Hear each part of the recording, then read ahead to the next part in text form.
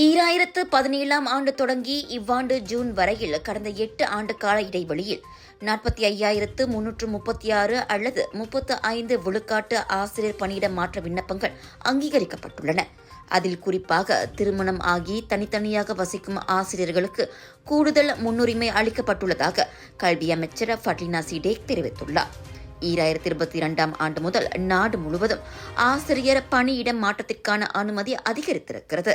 2022 ஆண்டு 41 விழுக்காட்டு ஆசிரியர்களும் 2023 ஆண்டு 58 விழுக்காட்டினரும் இவ்வாண்டு ஜூன் வரையில் 34 விழுக்காட்டினரும் பணியிட மாற்றத்திற்கான அங்கீகாரத்தை பெற்றுள்ளதை நாடாளுமன்றத்திற்கு வழங்கிய எழுத்துப்பூர்வ பதிலில் ஃபட்லினா சுட்டிக்காட்டியுள்ளார்.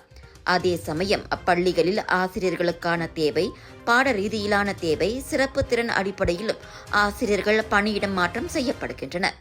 ஆசிரியர் பணியிடம் மாற்றம் தொடர்பான முறையில் மேற்கொள்ளப்படும் மறுசீரமைப்பு நடவடிக்கை வாயிலாக ஆசிரியர் பணியிட மாற்ற விவகாரத்தை மேலும் சீராக கையாள முடியும் என கல்வி அமைச்சு நம்பிக்கை தெரிவித்துள்ளது.